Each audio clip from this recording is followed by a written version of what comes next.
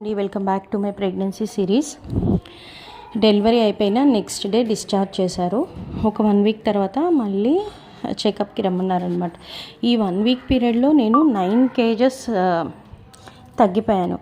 Doctor అయితే అమ్మో ఏంటి ఇంత వెయిట్ లాస్ అయిపోయావు, అట్లా తినట్లేదా, ఏమీ తిను, ఇట్లా మనసులో పెట్టుకోవద్దు, ఇంత డల్ డిప్రెషన్ అయిపోవద్దు, అవుతుంటాయి ఇలా చాలామందికి అవుతుంటాయి, you are not the one అని చెప్పిందనమాట.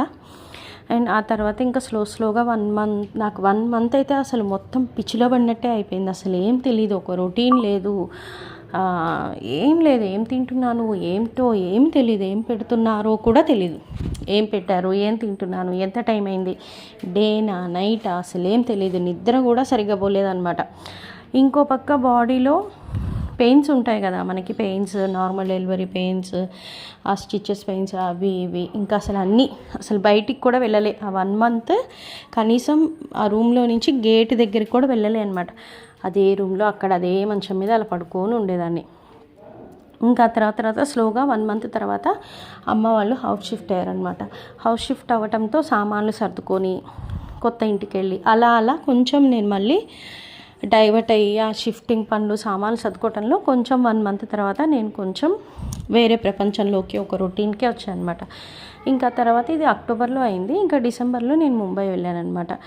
ఇలాగే ఉంటే ఇంతే ఉండిపోతాము, అలా కాకుండా ప్లేస్ షిఫ్ట్ అయ్యి మళ్ళీ మీకు రొటీన్లో ఒకటి పడితే సెట్ అవుతారు, ఇదంతా మర్చిపోయి అని చెప్పేసేసి ఆ తర్వాత ముంబై వెళ్ళాము. మా ఫ్రెండ్స్ వచ్చారనమాట, అంటే అక్కడ తెలుగు వాళ్ళు ఉంటారు కదా, వాళ్ళు వచ్చారనమాట, మా హస్బెండ్ వాళ్ళ కొలీగ్స్. వాళ్ళు వచ్చి మాట్లాడుతూ రీసెంట్గా వాళ్ళు ఒకటి స్టార్ట్ చేశారు, ఒక ఎంగేజింగ్ యాక్టివిటీ.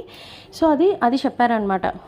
అవి చెప్తున్నారు, అవన్నీ చెప్తూ ఉన్నారు, ఏవో మాట్లాడుతున్నాం. అప్పుడు వాళ్ళు చెప్పిన దానిలో తీసుకొని నేను కూడా కొంచెం డైవర్ట్ అవ్వడానికి నేను కూడా చేయొచ్చు కదా ఇది అని చెప్పేసి అనుకొని నేను కూడా అది స్టార్ట్ చేశాను. వాళ్ళు ఏం చెప్పారు, నేనేం స్టార్ట్ చేశాను, నేను ఎలా ఈ డిప్రెషన్ అనేది రాకుండా నేను ఈ ఫేజ్లో నుంచి ఎలా బయటపడ్డాను అనేది నా నెక్స్ట్ వీడియోస్లో చెప్తాను. దానికి కూడా నేను చాలా కష్టపడ్డాను, అసలు అది ఏంటో తెలీదు, కానీ అవన్నీ ఏవో నేర్చుకొని మొత్తానికి చేసి ఇందులో నుంచి బయటపడ్డాను.